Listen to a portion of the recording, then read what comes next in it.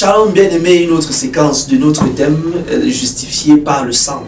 Alors la dernière fois nous avons parlé de la nouvelle naissance et nous avons dit que la nouvelle naissance était justement la méthode que Dieu avait mis en place. Que Dieu avait mise en place pour justement amener les hommes à lui au travers de la croix. Nous avons dit que la nouvelle naissance n'était pas une superposition, du moins la nature divine n'est pas une superposition à la nature pécheresse, car la Bible déclare dans le livre de 1 Corinthiens chapitre 6, celui qui s'attache avec le Seigneur est avec lui un seul esprit. Et vous devez croire en ça. Vous devez croire en ça. Bien aimé, l'évangile est fait pour être cru, pas pour être lu seulement. C'est fait pour être cru. Il dit celui qui s'attache avec le Seigneur est avec lui un seul esprit. Quelque part même la Bible déclare que nous avons été scellés avec le Saint-Esprit. Nous avons été scellés du sceau du Saint-Esprit. Donc vous comprenez que ce n'est pas une mince affaire. Si vous êtes né de Dieu, vous avez la nature de Dieu. Les gènes de Dieu sont en vous. Certaines personnes qui sont des scientifiques savent de quoi on parle. Quand on parle des gènes, quand on parle des chromosomes, on parlait en sciences de la 23e paire chromosomique, etc., etc. Donc vous devez comprendre que vous avez la nature divine en vous. Alors aujourd'hui, je veux parler de cette nature divine. La Bible déclare dans Éphésiens chapitre 3, verset 20. Or, à celui qui peut faire, par la puissance qui agit en nous, infiniment, au-delà de tout ce que nous pensons ou imaginons, à lui soit la gloire. Ça veut dire qu'à l'intérieur de chaque enfant de Dieu se trouve une nouvelle nature. Acte chapitre 1, verset 8. La Bible dit quelque chose de très intéressant. Acte chapitre 1, le verset 8. La Bible dit, mais vous recevrez une puissance, le Saint-Esprit survenant sur vous, et vous serez mes témoins. Amen. Il dit, vous recevez une puissance, le Saint-Esprit survenant sur vous, et vous serez mes témoins. Vous serez mes témoins. Ça veut dire que la nature divine à l'intérieur de toi, c'est la vie de Dieu. Vous comprenez? Dans chaque règne, bien aimé, dans le règne animal, il y a la vie animale. Dans le règne végétal, il y a la vie végétale. Dans le règne humain, il y a la vie humaine. J'explique ça simplement. Dans le règne animal, par exemple, on ne parle pas. Parce que les animaux ne parlent pas. Dans le règne animal, on n'a pas comment je vais dire ça? On n'a pas les aptitudes humaines parce que la vie qui régit ce règne ne permet pas ça. Vous comprenez que chaque vie qui anime un règne fixe de facto les limites de ce règne-là. C'est aussi la raison pour laquelle dans la vie végétale, on ne peut pas aboyer. Dans la vie végétale, on ne peut pas se déplacer. Dans la vie végétale, on ne peut pas voler. Dans la vie végétale, on ne peut pas manger. Parce que la vie qui encadre ce règne, amen, ne permet pas aux plantes de manifester ce que les animaux manifestent. Donc vous comprenez que chaque règne a ses limites. Maintenant, dans la vie humaine, on constate que les plantes en journée respirent le gaz carbonique et rejettent l'oxygène. Mais dans la nuit, les plantes absorbent l'oxygène et elles rejettent le gaz carbonique. C'est la vie de la plante. Or, l'homme ne peut pas absorber le gaz carbonique et rejeter l'oxygène à cause de la vie qui fonctionne en lui. Et vous devez comprendre ça.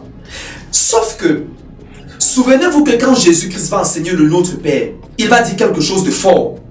Il dit, quand vous priez, dites, Notre Père qui es aux cieux, que ton nom soit sanctifié, que ton règne vienne. C'est-à-dire, dans d'autres versions, les versions par exemple anglaises, anglophones disent let thy kingdom come, que ton royaume vienne.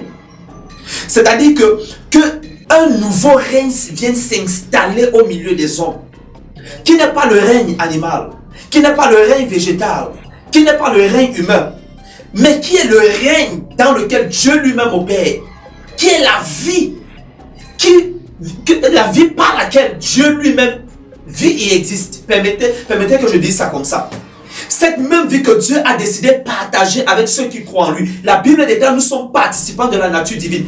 Oh my God. Écoute, dans la mythologie grecque, il y avait ce qu'on appelait le panthéon des dieux. Et le panthéon est simplement l'ensemble constitué d'un dieu mâle, d'une déesse et des petits dieux. C'est ce qu'on appelle le panthéon. Donc vous comprenez que quand la Bible dit que nous sommes de la race de Dieu. Acte 17, verset 29, la Bible dit, étant donc la race de Dieu, nous ne devons pas croire que la divinité soit semblable à de l'or, à de l'argent ou à de la pierre sculptée par l'art et par l'industrie de l'homme. Donc la Bible dit, étant la race de Dieu. Et quelque part, la Bible dira dans 2 Pierre, il dira, mais vous au contraire, vous êtes un peuple acquis, une race élue, une nation sainte, un sacerdoce royal, afin que vous annonciez les vertus de celui qui vous a transporté du royaume des ténèbres pour son admirable lumière. En quelque sorte, vous êtes une race élue. C'est une nouvelle race, c'est une nouvelle espèce. Dès que vous êtes né de nouveau, la Bible dit que vous avez été transporté du royaume des ténèbres pour l'admirable lumière de Dieu. C'est-à-dire que vous êtes parti du règne inférieur à un règne supérieur. En fait, j'ai envie de dire que le règne de Dieu est venu vers vous. La nature de Dieu vous a été donnée, elle vous a été infusée. À l'intérieur de vous se trouve ce qu'il y a à l'intérieur de Dieu. Permettez que je dise ça comme ça. La nature qui permet à Dieu de voir les choses et de dire des choses en avance. La même nature est en vous. Elle vous permet de voir des choses à l'avance et de les dire. La même nature qui fait en sorte que Dieu étende sa main et des choses extraordinaires se passent. C'est la même nature en vous qui est capable de vous faire faire des choses extraordinaires. La Bible dit Dieu appelle les choses qui ne sont pas comme si elles existaient. Et Dieu justement a mis dans votre esprit la même capacité. Voilà pourquoi il dit à Pierre que les péchés que tu vas pardonner, les hommes à qui tu vas pardonner les péchés, leurs péchés seront pardonnés. C'est ce que Dieu dit. Et il dit, il ajoute, tout ce que tu liras sur la terre sera lié dans le ciel.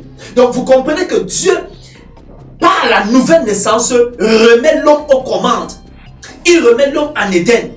C'est-à-dire que la domination et l'autorité que l'homme avait dans le jardin, qui a été perdue par le péché, c'est la même domination que Dieu vient restituer à l'homme par la nouvelle naissance. Sauf que là, il ne s'agit plus d'un homme qui parle chaque soir avec Dieu comme Adam, mais il s'agit d'un homme, oh my God, qui parle avec Dieu chaque jour, à chaque heure, à chaque moment, parce que Dieu n'est plus une personne qui se trouve à l'extérieur, mais à l'intérieur de nous. Ça veut dire que par la communion du Saint-Esprit, c'est pourquoi Paul d'ailleurs va dire que la grâce de Dieu le Père, l'amour de Dieu le Fils, de notre Seigneur Jésus-Christ et la communion du Saint-Esprit soit avec vous. C'est-à-dire que par le Saint-Esprit, j'ai permanemment accès au Père, car la Bible dit l'Esprit de Dieu sonde de tout, même les profondeurs de Dieu. Or, l'Esprit de Dieu est un avec Dieu. Donc, Dieu est venu habiter en moi, en sorte que pendant que je parle, à tout moment, il m'écoute. Je suis donc de ce fait supérieur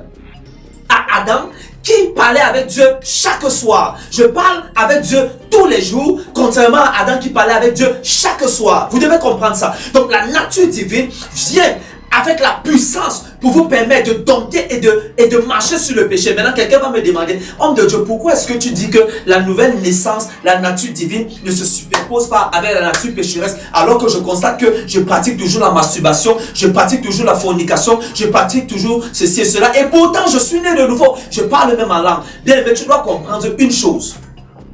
Quand tu es né de nouveau, c'est ton esprit qui est né de nouveau. Ton corps n'est pas né de nouveau. Ton âme n'est pas née de nouveau. Or, l'âme, c'est le siège des émotions, des sentiments, de l'intellect, des jugements de valeur, etc. Maintenant, le corps n'est que la partie qui exécute ce que l'âme a encaissé. Ça veut dire que quand tu n'es pas né de nouveau, ton esprit est séparé de Dieu. En ce moment-là, tu es dirigé par tes sens. C'est pourquoi la Bible parle de l'homme animal. Dans 1 Corinthiens chapitre 1, la Bible dit, oh, l'homme animal ne conçoit pas ces choses. Il ne peut même pas vivre tel que Dieu le veut. C'est ce que la Bible dit.